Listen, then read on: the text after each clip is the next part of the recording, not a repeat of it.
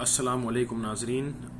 आज का डिस्कशन है पाकिस्तान इंडिया का जो मुकाबला होने वाला है सैटरडे को, उसके बारे में ज़रा प्रीव्यू करते हैं। 345 तो पाकिस्तान ने चेस कर लिया है, जो मैंने पिछली वीडियो में ऑलरेडी उसको एनालाइज मैं कर चुका हूँ। रिकॉर्ड चेस थी ऑफ कोर्स, तो उम्मीदें तो होंगी कि इंडिया के सामने भी कुछ अच्छी परफॉर्मेंस दे सकते हैं हम शायद, लेकिन हमें रिफ्लेक्ट करना होगा और एनालाइज करना होगा कि कहाँ हमारी क्रिकेट अच्छी ना खेली जा रही है और क्या इम्प्रूवमेंट्स हमने करने हैं। क्योंकि जैसे मैं पहले भी कह चुका हूँ कि विनिंग मास्क्स फ्लॉस, और श्रीलंका के सामने भी काफ़ी परफॉर्मेंस में हमारी बॉलिंग और फील्डिंग के मुताबिक तो ख़ास तौर पे काफ़ी फ्लॉज नज़र आ रहे थे। वैसे सच्ची बात तो ये है।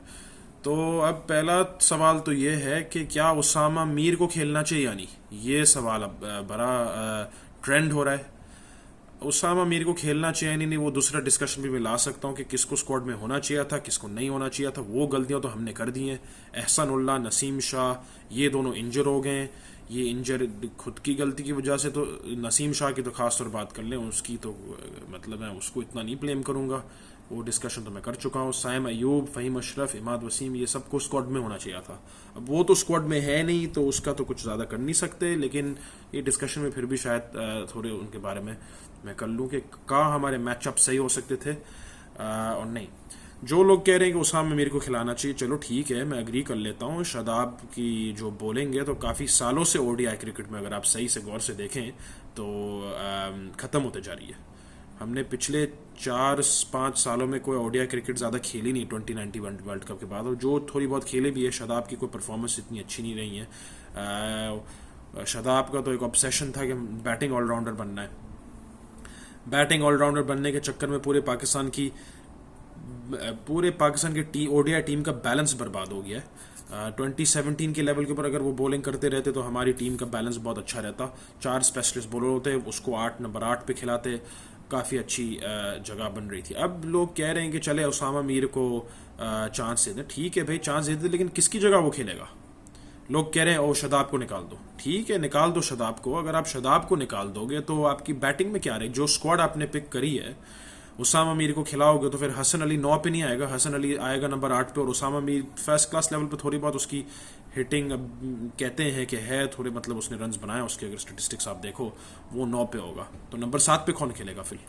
अगर शादाब को अगर निकाल दोगे तो नंबर 7 के ऊपर तो मोहम्मद नवाज की जगह फिर बनेगी।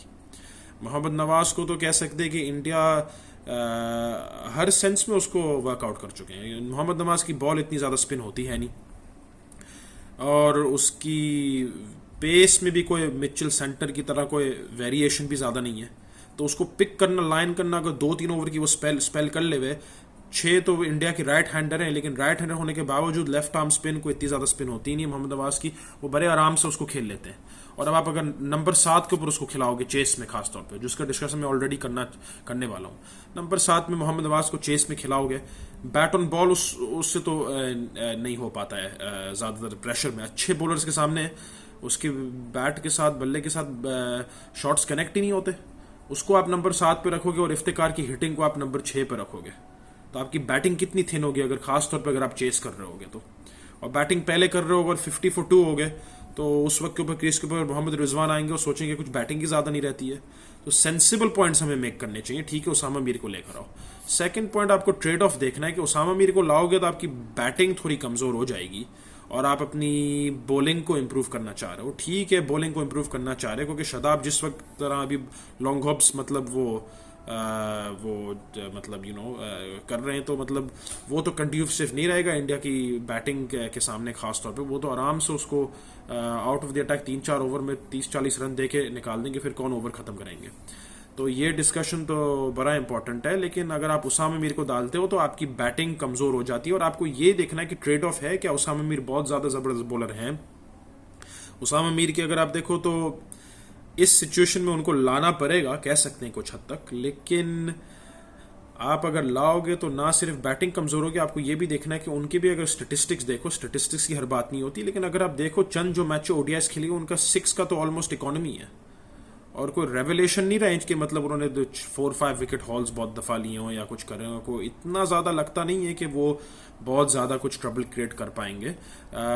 मैं फिर भी कहूँगा कि उसामा मीर को खिलाना चाहिए, लेकिन मैं कहता हूँ कि मोहम्मद नवाज को निकाल दो और शादाब को नंबर 7 के ऊपर रखो। अब लोग कहेंगे कि भाई 2 तो आपके पास फिर लेग स्पिनर है, अब कर क्या सकते हैं, स्क्वाड ही इतनी सोचे समझे बगैर स्क्वाड सेलेक्ट करिए तो क्या कर सकते हैं। शादाब को आप नंबर 7 पे रखो, इफ्तिकार को नंबर 6 पे रखो। ये भी कोई बैलेंस टीम का नहीं है, लेकिन लेसर ऑफ द इविल्स की मैं बात कर रहा हूँ कि मतलब जो आपके रिसोर्सेज को मैक्सिमाइज करना है 15 मैन स्क्वाड में। और फिर हसन अली को 8, उसामा मीर को 9, तो आपके पास 4 स्पेशलिस्ट बोलोगे, एक हसन अली, शाहीन अफरीदी और राउफ।